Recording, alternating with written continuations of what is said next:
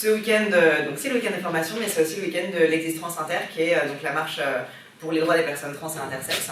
Et du coup, il nous a paru assez important de revenir sur les éléments, donc à la fois des revendications, tous les enjeux juridiques, médicaux, etc. qui est derrière, les liens entre les revendications, c'est-à-dire pourquoi les personnes trans et intersexes marchent ensemble, quel est le rapport entre les deux. Et globalement, voilà, donc refaire la base et puis aussi augmenter de l'actualité qu'il y a pu y avoir avec la loi bioéthique. Donc voilà, donc on va commencer d'abord par brasser un peu les enjeux autour du droit, autour des questions d'état civil, etc. Avant de venir un peu plus sur des questions sur des questions plus proprement médicales, d'accès aux soins, etc. Donc,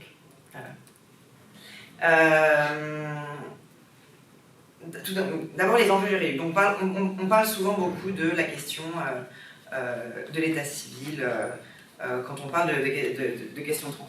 Alors, pourquoi ça ? Parce qu'en fait, au quotidien, en fait, le fait d'avoir une mention du genre qui est incorrecte sur sa carte d'identité, ça ouvre à tout un panel de violences et discriminations. On parle souvent de situations de pseudo sans-papiers, parce que de fait, lorsque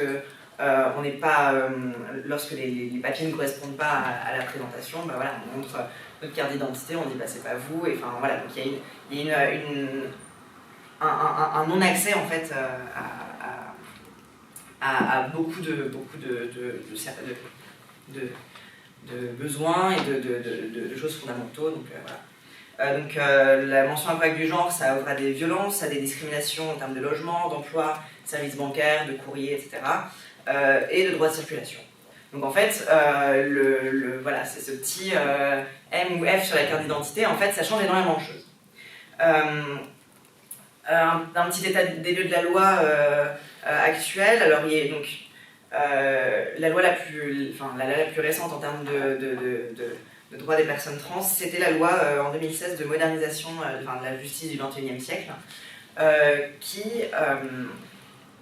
est entrée en vigueur en 2017, et elle avait été écrite à la base pour se conformer à la décision de la Cour européenne des droits de l'homme, qui avait condamné la France, parce qu'à l'époque, en fait, les tribunaux exigeaient que les personnes qui demandent un changement d'état civil montrent preuve de leur stérilisation. Voilà. Donc, la France avait été condamnée par la CEDH, et du coup, donc, cette loi de modernisation du XXIe siècle était venue un peu pour répondre à cette condamnation aussi, enfin comment dire, disons que les dispositions par rapport aux personnes trans sont venues pour répondre à ça, la loi a brassé beaucoup plus de choses. Donc elle a permis de faciliter le changement d'état civil donc en levant ces conditions médicales, donc c'est une démédicalisation qui avait été promise. Et aussi sur le volet du changement de prénom, elle permettait aussi le changement de prénom devant un officier d'état civil en mairie. Voilà, le changement de prénom c'est très important parce que ça généralement une pièce maîtresse du dossier pour le changement d'état civil. Donc en fait actuellement le changement d'état civil c'est devant un juge et il faut montrer en fait tout un faisceau d'indices, tout un faisceau de preuves, donc parmi lesquelles le changement de prénom est une preuve assez lourde, mais aussi des preuves comme quoi on est reconnu socialement dans notre genre, dans notre identité, etc. Voilà. Donc il y a plusieurs pièces à fournir et donc la loi est censée avoir du coup facilité ces démarches-là.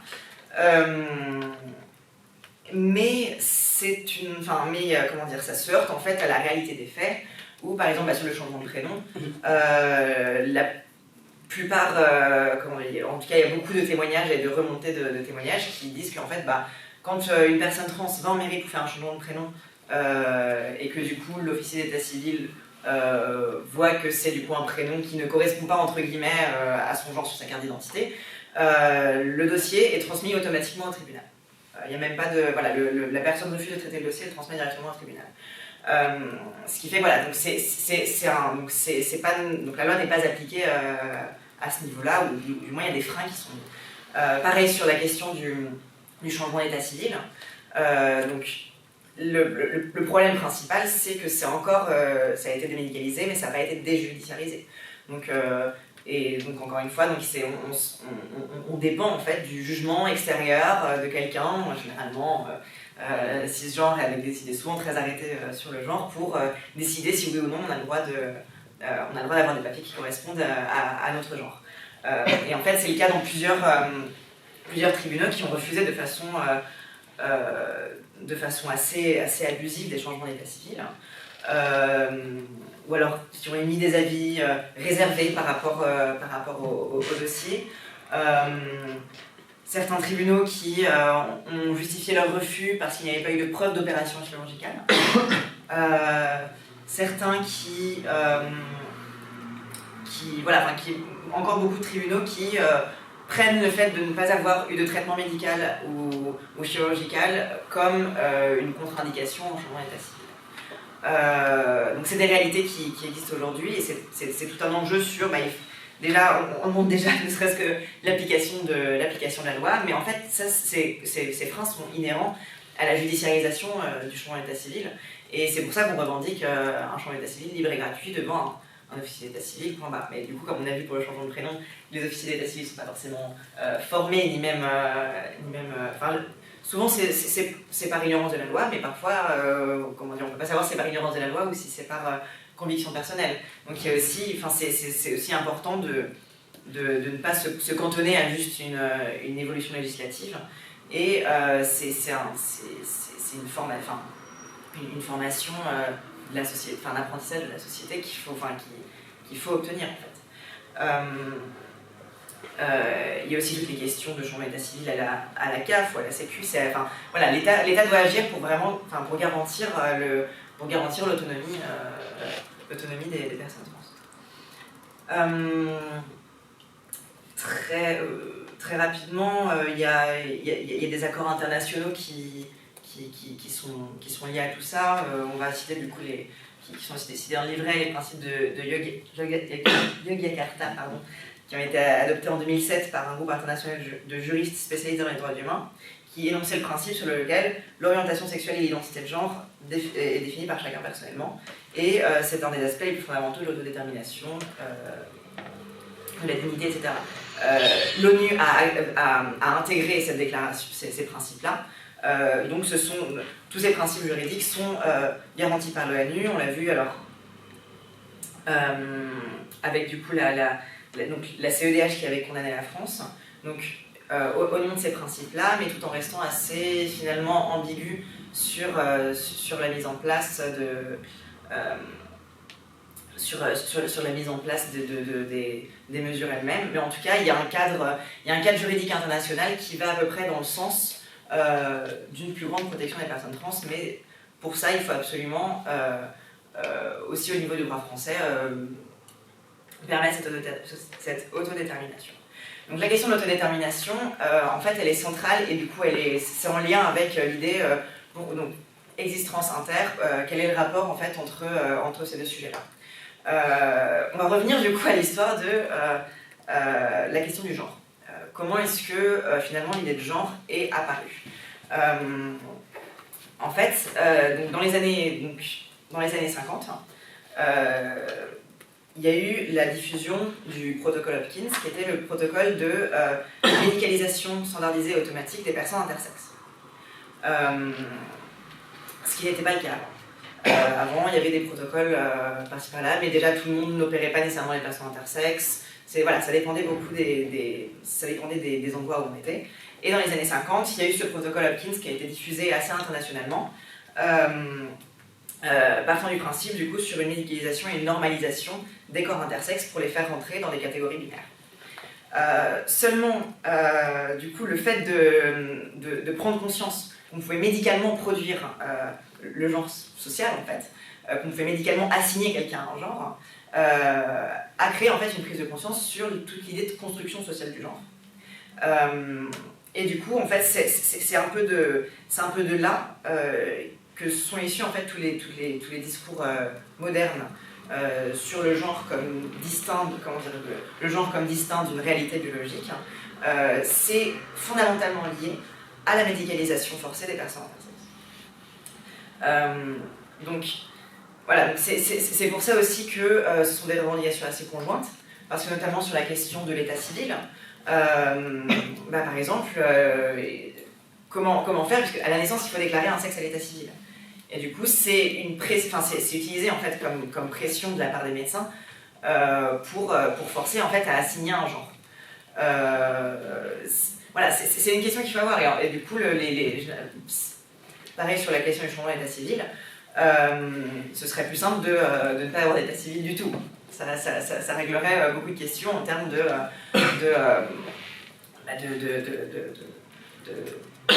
enfin voilà, encore une fois, l'accès à l'identité, etc., ça enlèverait des freins juridiques. Ou alors la question de faciliter le changement d'état civil pour que ça fasse sur simple détermination, donc on puisse attendre plusieurs années avant de déclarer le sexe à l'état civil. Donc voilà, donc, vous voyez, la question de l'état civil est assez centrale dans ces questions-là, et ce qui peut être décidé et revendiqué pour les personnes trans s'applique aussi principalement aux personnes intersexes et vice-versa. Ensuite, bon, il y a la question aussi du coup, pour les revendications spécifiquement des personnes intersexes, c'est voilà, l'arrêt de la médicalisation standardisée. Il y a quelques mouvements qui commencent à apparaître un peu, notamment en Suisse, d'arrêt de la médicalisation. Mais ça se heurte en fait à des années et des années de considérations médicales et sociales, où vous verrez dans les justifications que je regardais ça l'autre jour d'ailleurs, je regardais l'autre jour un PowerPoint d'urologie, puisque c'est l'urologie pédiatrique qui fait ces normalisations-là, enfin c'est les pédiatres.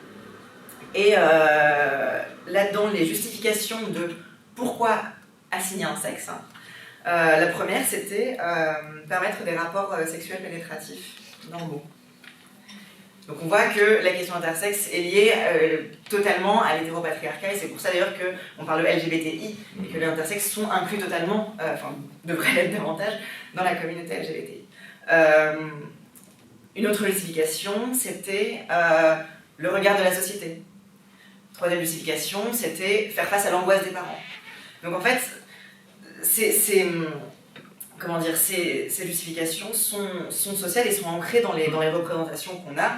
Et c'est vrai que quand on parle d'arrêter la médicalisation, on a des personnes qui disent « mais attends, mais c'est terrible, comment est-ce que ces gens vont... Enfin, comment est-ce qu'on va inclure ces personnes qui quand même sont différentes ?»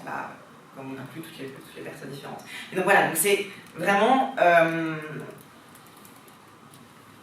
une question assez globale de la façon dont on considère déjà le droit à l'autodétermination, le consentement de l'enfant, et aussi la façon dont la société traite la différence, qui est ici une différence qui est vue une différence par rapport à l'hétéronorme, puisque du coup, derrière tout ça se pose la question de quelle va être l'identité de genre, l'orientation sexuelle, la fertilité, etc. Enfin, donc, le rapport à l'hétéronorme, et le rapport à la différence. Est-ce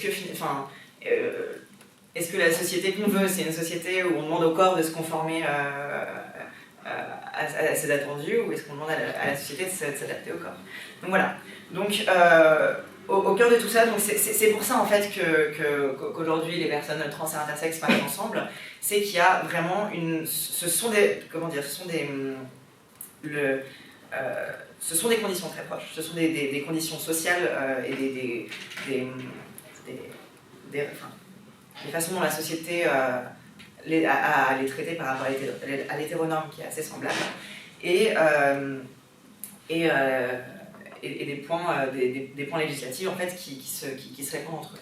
Et une dernière chose aussi, mais du coup ça pourra faire le lien du coup avec la partie sur les questions médicales. On a tendance à oublier que si par exemple si moi en tant qu'homme trans j'ai accès à des hormones de synthèse qui ne mettent pas ma santé en danger, c'est parce qu'on a testé de la testostérone de porc avant sur des enfants intersexes pour les normaliser. Donc voilà, il y a une interpénétration de toutes ces questions-là, et c'est important aujourd'hui du coup déjà de visibiliser les luttes intersexes qui ont émergé. Ça fait 2 ans qu'elles émergent en France de façon... mais ça fait depuis les années 90 qu'il y a un mouvement intersexe qui est organisé internationalement. Donc les visibiliser, les inclure aussi dans nos discours et dans nos façons de voir la société et la société. Peut-être du coup passer avec ça. Oui, bah, du coup c'est vrai que ça fait bien un lien avec ce dont je vais vous parler, parce que tu parlais justement des protocoles médicaux standardisés pour les personnes intersexes. Et donc tout comme sur les changements législatifs, voilà, on a vraiment des revendications communes entre les personnes trans et les personnes intersexes. Cette question des protocoles médicaux standardisés, elle est aussi extrêmement importante pour les personnes trans, finalement aussi bien pour les personnes intersexes, puisque il y a en gros deux pouvoirs très forts qui s'exercent aussi bien sur les personnes trans que sur les personnes intersexes, qui sont d'un côté l'État et de l'autre côté l'institution médicale, aidée par l'État évidemment, mais qui pose aussi de gros soucis pour les personnes trans. Peut-être un rapide historique de la prise en charge des personnes trans en France, de la prise en charge médicale des personnes trans en France. En gros, je peux pas trop vous le faire avant parce que c'était quelque chose de moins constitué, de moins organisé, mais dans les années 70, c'est constitué en France, ce qui est devenu par la suite, ça n'avait pas ce nom-là au début, mais ce qu'on appelle la SOFECT, la Société française d'études et de prise en charge du transsexualisme à l'époque, renommée récemment en transidentité parce que c'est plus politiquement correct. Et donc cette société s'est constituée, c'est une société de médecins uniquement, bien entendu, qui n'inclut pas de patients ou de patientes, qui a commencé à standardiser des protocoles, à former d'autres médecins à la prise en charge de la transidentité, et surtout a eu une volonté rapidement hégémonique sur la prise en charge des personnes trans en France.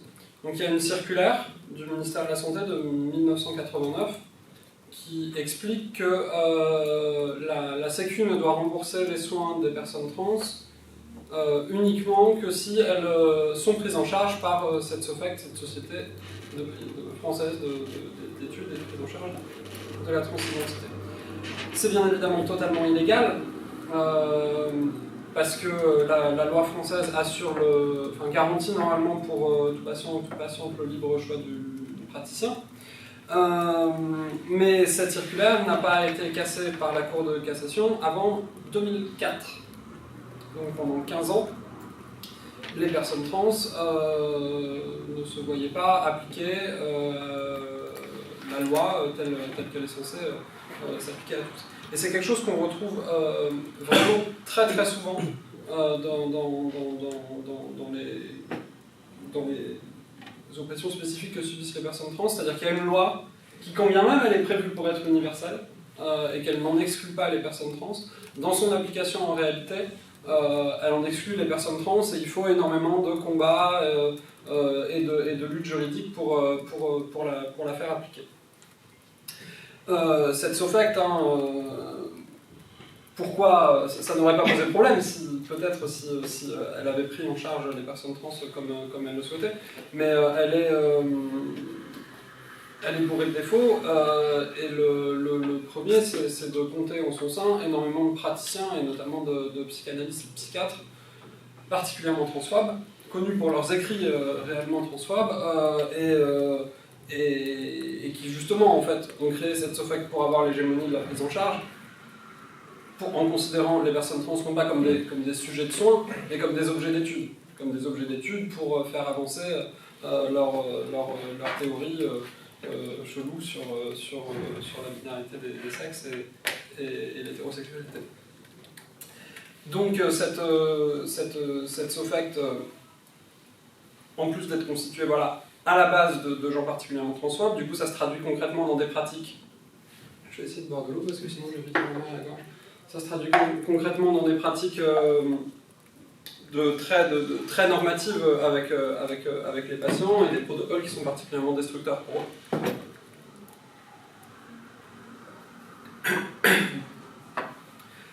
eux. Ça faisait longtemps que ça m'était pas arrivé. Notamment des protocoles où en fait l'autodétermination des personnes n'est pas respectée. C'est-à-dire qu'on demande à la personne de faire preuve, selon des critères qui sont décidés uniquement par les médecins, de sa transidentité et de sa volonté d'être une femme ou d'être un homme, Et donc par exemple pour des femmes trans, ça peut se traduire par des refus d'accès aux soins qui permettent la transition médicale. On n'est pas obligé de faire une transition médicale quand on est une personne trans, mais beaucoup de personnes trans le souhaitent. Des refus d'accès aux soins si la personne ne se présente pas en jupe au rendez-vous avec le psychiatre, n'est pas assez féminine dans son apparence au goût du médecin, et y compris quand cet accès aux soins est permis, il est fait selon des protocoles extrêmement standardisés et qui sont tout simplement particulièrement, d'un point de vue même scientifique, particulièrement rétrograde, bien en retard sur les études américaines dont on dispose par exemple sur le traitement hormonal, où on a tendance en France, la SOFACT a tendance en France, je ne sais pas à quel point c'est encore vrai aujourd'hui, mais pendant très longtemps, avait tendance à d'abord donner ce qu'on appelle des bloqueurs d'hormones, c'est-à-dire des médicaments qui vont bloquer la production naturelle d'hormones chez la personne, et de donner pendant très longtemps ces bloqueurs d'hormones avant de donner accès à des hormones du sexe opposé. C'est-à-dire une personne transféminine, par exemple, va se retrouver 1 an sans testostérone avant d'avoir accès à des oestrogènes. On connaît les effets que ça a sur la santé, c'est des effets particulièrement destructeurs pour la santé mentale, et qui expliquent, entre autres choses, et en plus de la transphobie de la société, qui expliquent notamment les forts taux de suicide et de dépression chez les personnes trans, par exemple, sont en grande partie expliqués par des traitements hormonaux faits n'importe comment. Voilà. Donc aujourd'hui, par exemple, pour les personnes transféminines, on est plutôt sur... la manière moderne de faire, c'est de filer des oestrogènes, et puis c'est tout. Ça fait baisser la testostérone naturellement, quoi. Donc voilà, c'est toutes ces choses-là qui font que la SOFACT, en fait, énormément de personnes trans décident de ne pas passer par elle, passent en libéral par des praticiens dont on connaît les noms et qu'on se passe dans les assos, etc. Et on arrive maintenant à se faire rembourser depuis que la Cour de cassation a dit qu'on pouvait se faire rembourser. Mais en pratique, il y a toujours énormément de soins qui ne restent accessibles que via la SOFACT, parce que des chirurgiens formés à certaines opérations, on n'a pas beaucoup en France.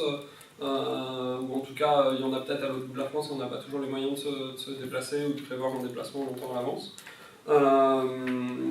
Donc ça reste très compliqué et on est loin d'avoir accès aux soins dont les personnes trans auraient besoin en France. Comment on répond à ça?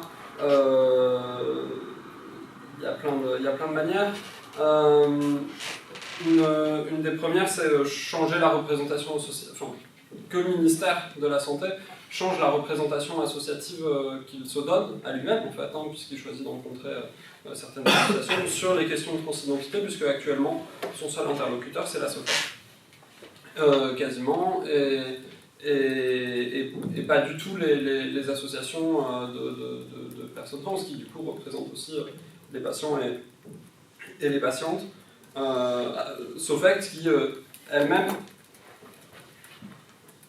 sentant que ça commence à chauffer pour elle, essaie d'inclure dans ses débats et dans la manière dont elle travaille, certaines associations pour montrer que finalement, elle ne représente pas que le corps médical, mais qu'elle est capable aussi de dialoguer avec les patients et les patientes. Donc il y a un gros débat en ce moment dans le mouvement trans sur faut-il entrer là-dedans en se disant ouais, on va réussir à convaincre les médecins de la SOFACT et finalement ça ira mieux.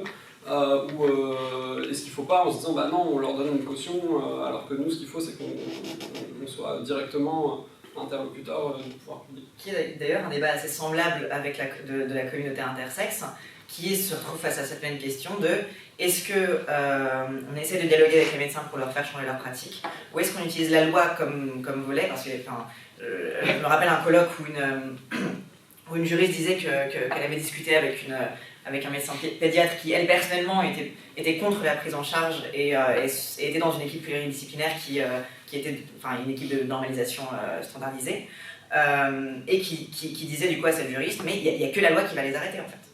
Donc c'est la question de, est-ce qu'on essaie de rentrer là-dedans, ou est-ce qu'on fait une confrontation directe et qu'on utilise le volet de la loi pour faire arrêter les mutilations. Contre la prise en charge, c'est un peu ambigu, je sais pas. Contre les mutilations... Contre la prise en charge standardisée. Ouais. Voilà, là encore, c'est un point où ça se rejoint. Donc le livret LGBT, le livret Droit Nouveau et LGBTI de la France Insoumise sur cette question, on parle de reconnaître le libre choix des parcours médicaux de transition, et c'est vraiment extrêmement important. Et donc, ça passe par ça. Ça passe d'une part par peut-être le démantèlement de la SOFACT à un moment, ou en tout cas par l'aide à l'émergence d'autres associations de praticiens qui ont d'autres pratiques et qui essaient déjà aujourd'hui de se constituer. Hein. Par exemple, dans le nord de Paris, on a des psychiatres qui commencent à bosser avec une équipe de Bondy, il me semble, pour essayer de mettre en place d'autres protocoles, puisqu'à la fin c'est toujours des protocoles, ils sont peut-être mieux, mais c'est toujours des protocoles, mais il faut juste que les patients soient informés sur le protocole dans lequel ils rentrent et le choix entre différents protocoles. Et d'autre part, l'accès aux soins, c'est aussi la question du remboursement, et c'est ce que vous disiez tout à l'heure avec Fabrice, c'est le fait qu'à partir du moment où on rembourse tous les soins à 100%, ce qui fait aussi partie du programme de la France Insoumise, on répond à énormément de questions qui se posent pour les personnes trans, parce que les transitions, c'est cher, et il y a des soins pour lesquels on arrive à se faire rembourser, ça passe, l'assurance maladie embête pas, si on a une mutuelle, elle rembourse le 30% en plus, et on a d'autres, il faut un accord préalable, c'est compliqué.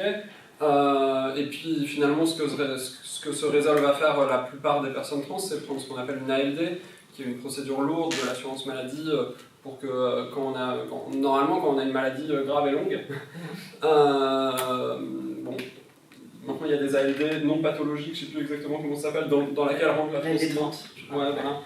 Dans laquelle rentre la transidentité, ce qui fait que bon, c'est pas censé être une maladie longue, mais avoir une ALD c'est quelque chose d'assez lourd à porter dans la vie, puisque notamment, c'est quelque chose qu'on peut vous demander et utiliser pour vous discriminer. Je pense notamment dans le cas assez classique d'un prêt bancaire. Si vous avez une ALD, vous avez une prime de risque qui décolle immédiatement, quoi. Maintenant, quand on est en pharmacie et qu'on passe notre carte vitale, le pharmacien voit l'ALD.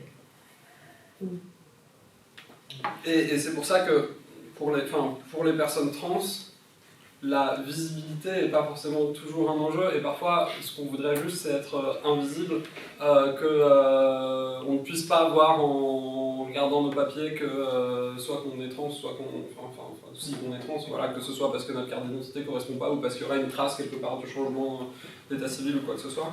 Ne pas être discriminé, c'est des fois ne juste pas faire apparaître qu'on est trans quand on ne le souhaite pas, quoi. Voilà, je crois que j'ai... Non, évidemment. Je ne peux pas terminer ce point sur les enjeux médicaux, mais en fait ça rejoint beaucoup les... Ce découpage, il est complètement artificiel. La dernière lutte, alors je ne sais pas à quel point ça va être un sujet, il est possible quand même qu'il y ait un cortège et quelques pancartes sur ce sujet à l'Existence Inter, mais la dernière lutte qui a mobilisé les personnes trans là tout récemment, c'est la question de la PMA. Puisque dans la loi bioéthique, qui ouvre la PMA à toutes les femmes, donc en réalité pas à toutes, et pas non plus à des personnes qui ne sont pas des femmes et qui pourraient avoir accès à la PMA, c'est-à-dire en particulier les hommes trans, dont beaucoup ont encore un utérus. Donc il y a deux choses dans la loi PMA sur laquelle, dans la loi bioéthique, trois puisqu'il y a aussi les intersexes. Donc, la première chose, c'est la loi n'ouvre la PMA qu'aux femmes. Ça veut dire que les hommes trans n'y ont pas accès, alors que beaucoup peuvent porter un enfant, que ce soit qu'ils aient accès à la PMA d'ailleurs en tant que personne seule, ou avec un conjoint ou avec un donneur, quoi que ce soit. Là, la réponse effectivement de la France Insoumise universelle, ce serait de dire on ouvre la PMA à toute personne capable de porter un enfant. Et on n'écrirait pas d'ailleurs aux femmes et aux hommes trans, on écrirait à toute personne capable de porter un enfant. C'était d'ailleurs le sens des amendements qu'on a portés. La deuxième chose, c'est l'utilisation des gamètes des femmes trans, qui elle est impossible. C'est-à-dire bon, les femmes trans, tout comme les hommes trans, ont accès à la PMA en tant que comme s'ils étaient un homme cis ou comme si elles étaient des femmes cis, sauf que les hommes trans n'ont pas de spermatozoïdes et les femmes trans n'ont pas d'utérus. Donc concrètement, on a accès à la PMA, mais pas en tant pas avec ce que permet de faire notre corps. Donc les femmes trans, elles n'ont pas le droit d'utiliser leurs gamètes, c'est-à-dire notamment les femmes trans lesbiennes pourraient faire des enfants avec une femme cis sans avoir besoin de recourir à un donneur. et avec la loi telle qu'elle est écrite actuellement, ça se négocie peut-être, c'est ce dont on parlait tout à l'heure, ça se négocie peut-être, parce que c'est pas hyper précis, mais la loi en tout cas part du principe dans certains endroits de sa rédaction qu'il y a un donneur. Et que donc la femme trans ne peut pas utiliser ses gamètes, soit qu'elles soient encore disponibles, soit qu'elle les ait fait conserver auparavant, puisque les personnes trans peuvent faire conserver aujourd'hui leurs gamètes dans des centres de conservation avant leur transition médicale, éventuellement stérilisée. Pendant longtemps, ce n'était pas le cas, même si la loi l'autorisait, ce qui est un autre exemple de la loi s'applique à tout le monde, mais pas aux personnes trans. Mais aujourd'hui, c'est le cas quand même dans pas mal de sécos à Paris, à Lille, etc., où on peut faire conserver ces gamètes avant sa transition. Mais on ne peut pas les utiliser. Voilà, on ne peut pas les utiliser après le changement d'état civil. Et là-dessus, la réponse du gouvernement a été très claire. Il faut faire gaffe parce que dans pas mal de rédactions, de tribunes, etc., qu'on a pu voir après la PMA, on parle de personnes trans oubliées, des choses comme ça. Non, elles n'ont pas été oubliées. On en a réellement parlé à l'Assemblée nationale. Et le gouvernement a dit non, on ne veut pas. On ne veut pas, sans trop savoir pourquoi, mais ce serait un trop gros bouleversement du droit. Donc on ne le fait pas. Et c'est un gros retour en arrière de ce point de vue parce que la loi de 2016, elle déjudiciarise le changement de prénom, mais surtout ce qu'elle fait symboliquement, c'est qu'elle dit que les personnes trans ont le droit de se reproduire. Enfin, c'est peut-être pas comme ça qu'ont compris les gens qui ont rédigé la loi, mais à partir du moment où elle dit on peut changer de sexe à l'état civil sans être stérilisé, elle dit il peut y avoir des hommes qui accouchent et des femmes qui soient mères biologiques sans accoucher. Le droit de la filiation, on en parlera demain, n'a pas suivi. C'est-à-dire qu'il n'y a pas la construction juridique qui permet que les enfants de ces parents soient effectivement leurs enfants. Mais c'est possible, physiquement, qu'un homme accouche en France aujourd'hui. Ça arrivera d'ailleurs. C'est vrai que la loi a été mise en pratique à partir de 2017. Donc pour l'instant, on peut dire qu'il n'y a pas encore beaucoup de cas, mais ça va venir. Ça va arriver. Et voilà. Il y a eu un cas à Montpellier, c'est ça, d'une femme trans qui chimie et ça arrivera. Et en fait, avec cette loi PMA qui dit que les personnes trans ont le droit d'avoir des enfants, mais pas sortant de leur propre utérus ou pas avec leur propre gamète, c'est un retour en arrière symboliquement. C'est-à-dire que bon, elles ont toujours le droit de se reproduire, mais pas avec PMA, parce qu'en fait, peut-être qu'on n'avait pas bien compris qu'on leur donnait le droit de se reproduire, donc là, on ne va pas leur donner cette fois-ci, quoi. Et faut le comprendre comme ce que c'est-à-dire une stérilisation par la loi des personnes trans. Les personnes trans n'ont pas le droit, dans cette loi, d'avoir de descendance biologique. D'avoir une descendance, mais pas biologique. Voilà. Peut-être tu le fais, si tu veux, je peux le faire aussi. Le troisième point de la loi bioéthique, c'est que c'était une occasion de faire passer des amendements aussi pour interdire les mutilations sur les personnes intersexes à la naissance. Le discours du gouvernement là-dessus a été on ne légifère pas sur ce que font les médecins, tout comme il l'a été d'ailleurs sur d'autres choses. Par exemple, on a voulu réduire l'automaticité des traitements hormonaux pour les inséminations artificielles parce qu'ils sont parfois très lourds et quand la stérilité elle est du côté du mari, ça n'a aucun sens de faire un traitement hormonal, aucun sens en tout cas beaucoup moins. On a voulu faire plein de choses comme ça et à chaque fois la réponse du gouvernement était non, les médecins savent ce qu'ils font. Donc là la réponse a été les médecins savent ce qu'ils font aussi, donc ce n'est pas au gouvernement de légiférer là-dessus. Par contre, pour être sûr qu'on les envoie vers des médecins qui sachent ce qu'ils font, on va écrire quand même dans la loi que quand un enfant naît intersexe, il doit être orienté vers un des 5 centres de référence en France, c'est 5, c'est ça? 5. Ce qui est pratique pour les gens qui vivent pas possible. Sauf que le problème, c'est que c'est ces 5 centres de référence justement où on a des protocoles standardisés de mutilation. Donc le collectif intersexe l'a reçu en demi-teinte, c'est-à-dire le voit à la fois comme une opportunité de lutte parce que ça permet de se concentrer sur les endroits où lutter, parce que voilà, on sait quels sont les médecins à convaincre, ils sont identifiés, maintenant c'est dans 5 centres de référence en France, et plus à surveiller la France entière de ce qui se passe dans tous les hôpitaux, mais c'était clairement pas leur revendication. Et surtout que ça réduit l'autonomie des familles qui pourraient décider de ne pas médicaliser, de ne pas passer par ce centre de référence. C'est-à-dire que du coup, ça réduit cette possibilité-là. Donc c'est un peu, ça met une pression supplémentaire sur les parents pour médicaliser, pour passer par ces traitements. Mais c'est vrai que c'est un enjeu important parce qu'en ce moment, l'enjeu en tout cas de lutte juridique et d'assignation de l'État, notamment en justice, dans les tribunaux, etc., qui est porté par le Legisender Corpus, qui est une association de juristes qui se battent du coup pour les droits intersexes, c'est de montrer les chiffres. C'est d'avoir des chiffres, des données sur combien d'enfants sont traités, quelles mutilations, montrer que c'est parfois dans les 6 premiers mois de la vie, enfin voilà. Donc, c'est montrer par ces chiffres la réalité que l'État fait tout pour ne pas voir. Donc voilà, c'est pas...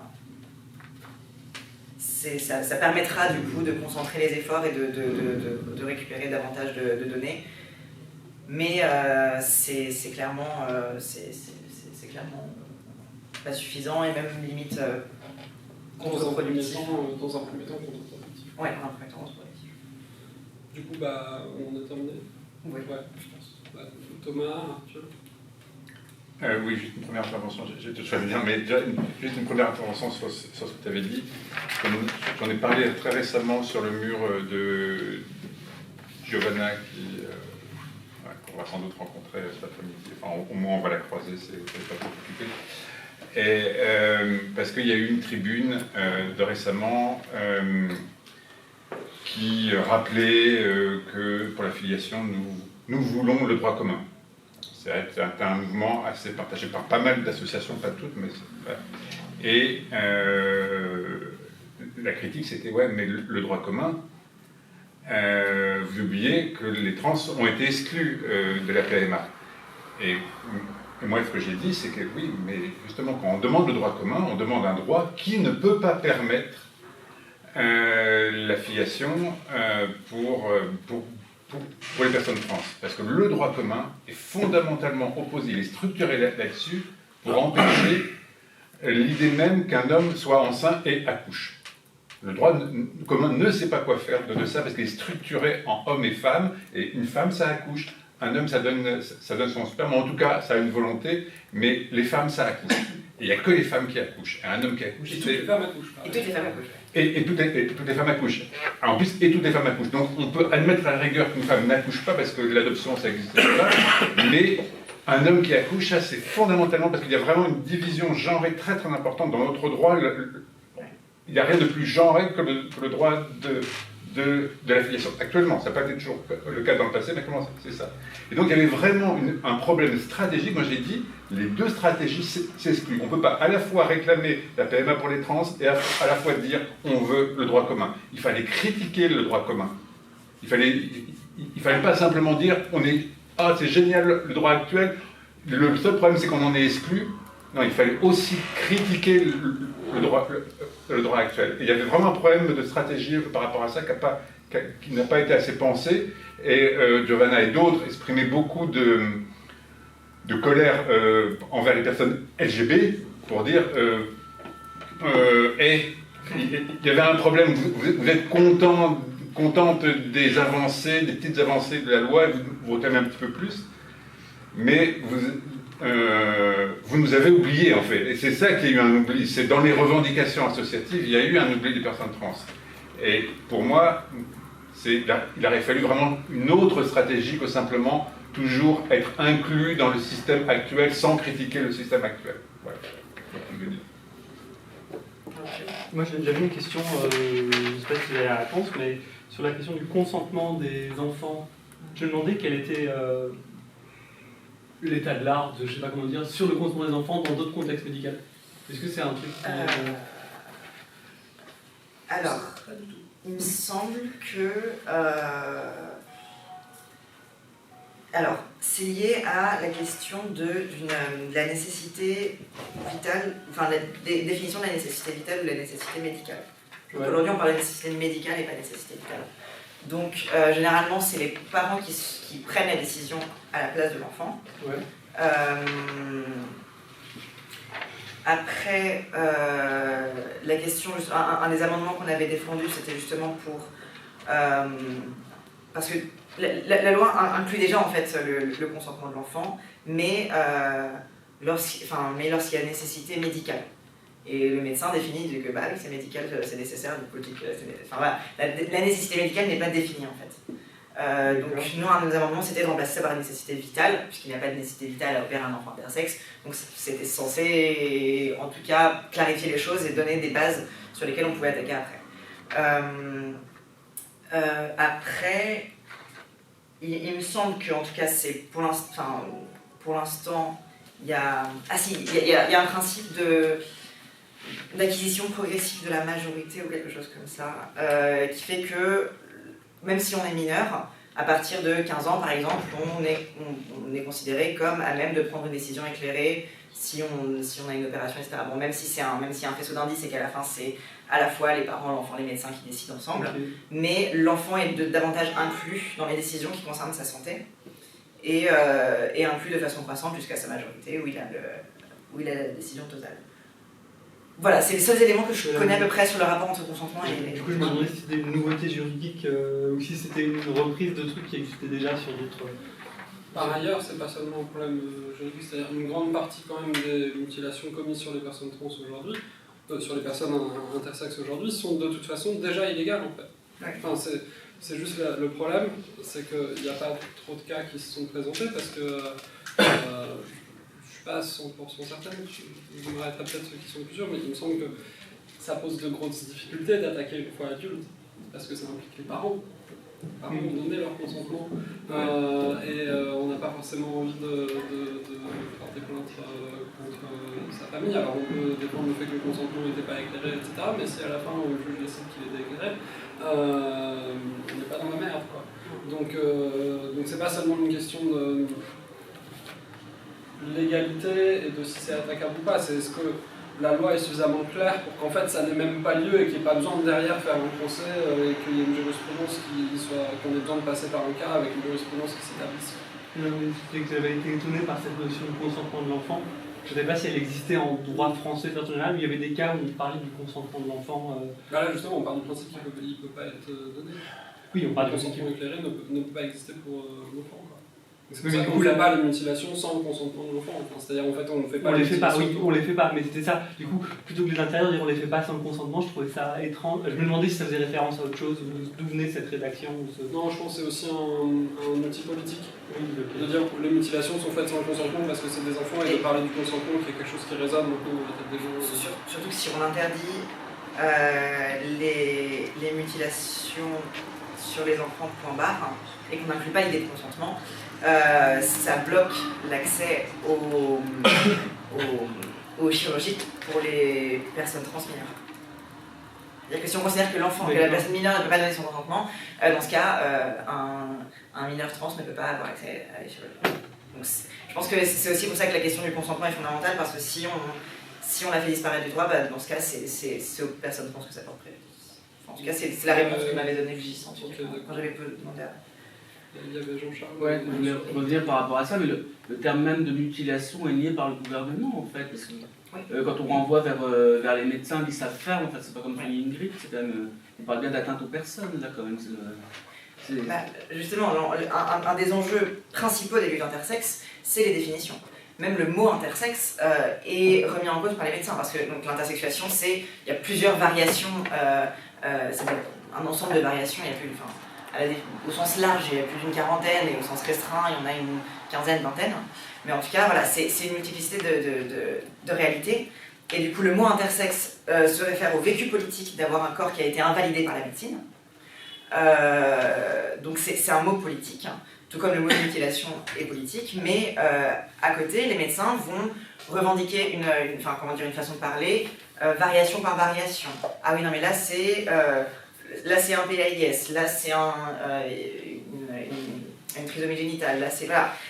En fait, le fait de diviser, de sectoriser les variations permet aussi aux médecins de dire non mais au cas par cas, on ne sait pas, parce qu'il y a telle variation qui fait ci et telle variation qui fait ça. Donc en fait, c'est aussi que voilà, le fait d'imposer le mot intersexe, le mot mutilation, le mot etc., c'est des enjeux de lutte politique primordiaux.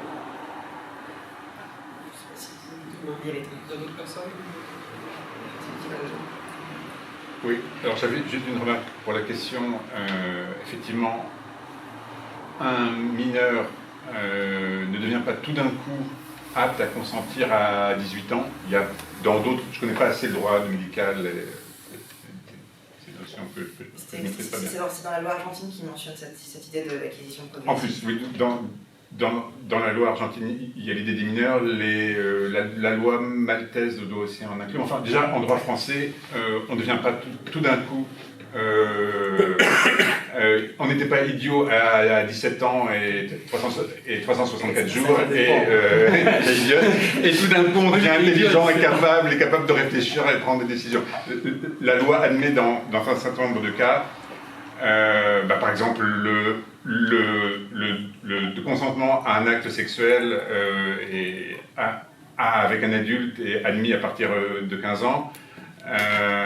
Voilà, il y a des choses comme ça. Il y a d'autres domaines. Pour de l'adoption, on peut consulter.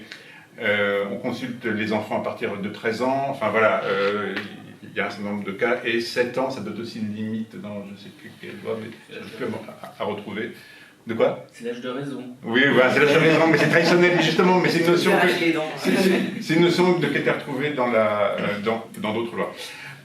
Mais voilà, quelque chose que je voulais dire, vous avez choisi de ne pas faire, mais moi j'apprécie, je trouve très pertinent une approche historique des questions intersexes, parce que ça en fait des sujets très anciens, au travers notamment de l'annulation du mariage pour impuissance.